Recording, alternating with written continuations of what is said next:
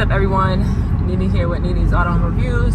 It's been a minute. I was supposed to put this video out a long time ago, but I am in the HHR and I am doing the road test, as I've done many times before, but I just didn't get it recorded. But I'm on the highway right now, and honestly, okay, so it's actually very comfortable. Like, the seats are comfortable. You don't get uncomfortable riding in it. It's a very comfortable ride, but you do get a lot of road noise. You can hear the air, like it sounds like a little air in here, just a lot of road noise. So that is annoying. So, you know, I don't know if we'll do it, but maybe putting some extra padding or more sound in here so you don't get so much road noise.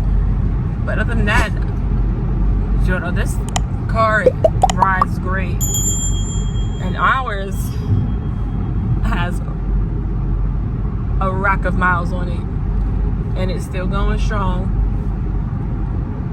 I'm gonna show you guys, if you believe me. It has over 330,000 miles on it, and we've put probably a couple thousand on it since we have it. Oh wow! All right, 347,000 miles. So it's 347,688 miles on it.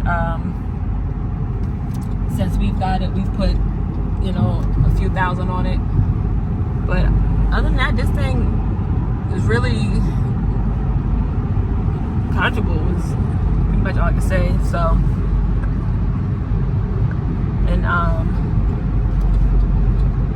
you don't get, you know, some cars, your back and stuff start hurting. Butt starts hurting. We haven't had that problem in this one, the HHR. There's a few things that, you know, Chevy could have made better on this. Like, the steering wheel is very thick and kind of large, which I don't mind the big steering wheel, but this thing is like real big. But other than that, it's comfortable. In the panel van, you do have the blind spot because of the door right here, so that may be an issue for some, but for me it's fine. That's why, you know, you just use your mirrors. All right, everyone, we're going to take a quick break away from the video because I want to let y'all know that this video is sponsored by Awesome Auctions. Awesome Auctions is a family-owned, online-only auction business, and the great thing about it is you can bid from anywhere on any device, whether it's your phone, your tablet, or your computer. You could be on your lunch break and you can go in there and check out what they have up for auction and then bid on it. You just go there, click register, top right hand corner. You fill in the information. You will need a credit or debit card on file, but you're not charged, only if you win something in the auction. They also offer shipping to any place in the United States. So you can bid and win your items and get them shipped to you right to your door. But you go in there, you click bid, and the numbers are preset, so you do not have to type them in. You can put a proxy bid, which is the highest amount that you're willing to go on item. That way you don't have to keep going back and forth, going to the next bid if you get outbid. So let's check out these items. I mean, come on, the Game Boy Color, that is really neat. If you're a 70s, 80s, or 90s baby, you probably had a Game Boy Color. That is straight nostalgic right there. But they have a variety of items in multiple categories, and they also sell vehicles. So if you're looking for a car, truck, van, or even a bike, keep an eye out. So make sure that when you sign up, make sure the box is checked for you to get notified about all their upcoming auctions. So let's get back to the video. I'll put the link down below. But pretty much, it's pretty much it, other than the road noise. But there's nothing else that I can say bad about it driving. But oh, you know what? I guess it could be. I've seen that, you know, there's a lot of people who I've seen have this issue, but it does overheat. But ours does have, you know, halfway to 350,000 miles on it.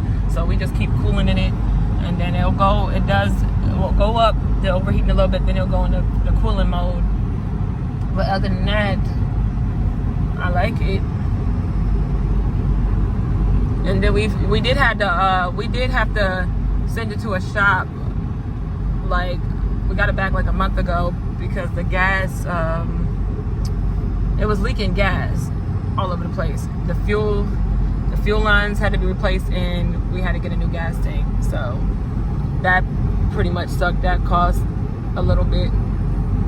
Okay, y'all, I almost missed my exit. Now, as I was saying, there are a few issues. So one, that just happened, the turn signal doesn't stay on. Like, if I hit it, it'll, you know, do a little click twice and then it goes off. So you basically have to hold the turn signal, but I just hit it and it tells them where I'm going. And the stereo in here, really, the radio sucks. I would like to get something with Bluetooth in here. This is a 2011, so I don't understand why they didn't have Bluetooth. So yeah. So when I have an aux cord and adapter from my iPhone, but it makes the mic part is messed up, so I get a lot of feedback on it, and I have to move it around a lot, so that sucks. But other than that, I like to think, oh, you know what, hold on. Also, the buttons